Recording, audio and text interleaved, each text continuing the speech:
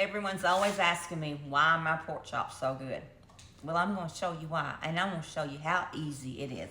What I have in my dish is 10 boneless pork loin chops, and it's all about the cut of meat you get.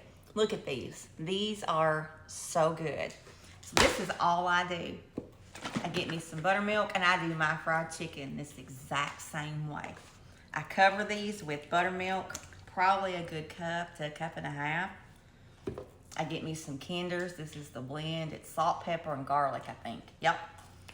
I just sprinkle it on here, and I let it sit on the counter for a couple hours, because it is better to fry your meat at room temperature because your oil is hot. So all we're gonna do is this. We're gonna mix this up. We're gonna leave it alone, and then we're gonna fry it. And when I get ready to fry it, I'll show you the drench I use, and I just make it up myself too. If I can do it, you can do it. So there you go. This is how to make the best fried pork chops, y'all. You ready to make some? It's so easy. It's time to bread our pork chops.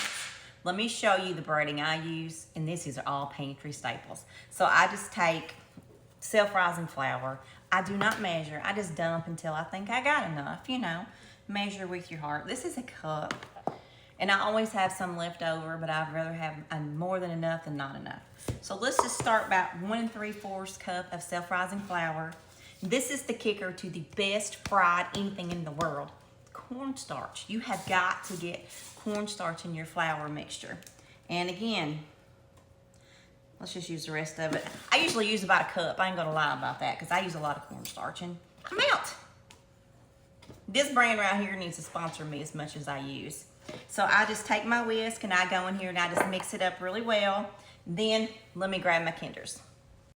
We're gonna add some blend, salt, pepper, garlic powder, much as you want. To me, you gotta have a little flavor. And I always add, and I'm about out of this, the roasted garlic brown butter.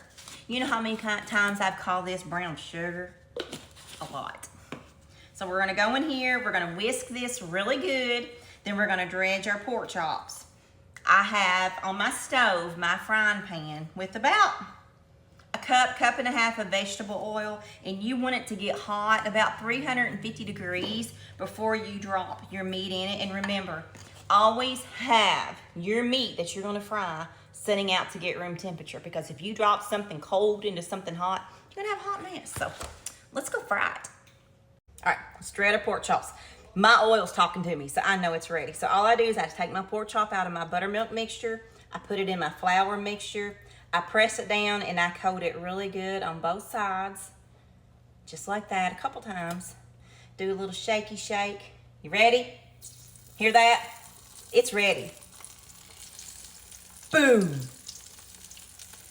Let me do the rest of them. Here we go.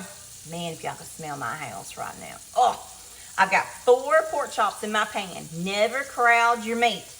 I'm not going to turn this until one side is golden brown, because the longer you let it cook and get crispy, the better crunch you're gonna have, y'all. And we want that crunch. By the way, my burner's on medium heat. So, man, can y'all smell it? Smell-o-vision. I just flipped one. Let's flip them another time. I usually cook these about 3 to 4 minutes per side. And the less you flip, the better. And be oh so delicate. Treat them like a newborn baby. That's what I do. My sons, my daughters, all my kids love my fried pork chops. My husband, when we got married, he said, I always thought pork chops tasted like leather until I had yours. That says a whole lot. But yeah, look at this crunch. See that? All right, let's let them get happy. Make sure to get you a plate lined with paper towel to let the grease drain out when you get ready to pull up your pork chops. Mine's got about another minute and they're done. We're having pork chops, mashed potatoes, fried corn, bacon wrapped asparagus, pasta salad, honey cornbread, and peanut butter pie for Sunday dinner, y'all. What are you having? Look, round 1, fried pork chops. Again, I fry mine 4 at a time, depending on how big my skillet is. Look. I gotta see the crust. You've seen how easy this was. So you're gonna make you and your family some fried pork chops or some fried chicken or a minute steak. Fried turkey, I don't care. Use this batter. It's perfect. Foolproof. All right, I'm gonna finish up this stuff and we're gonna go eat Sunday dinner, y'all. Have a fantastic Sunday and go love your family. Cheers, and I love y'all.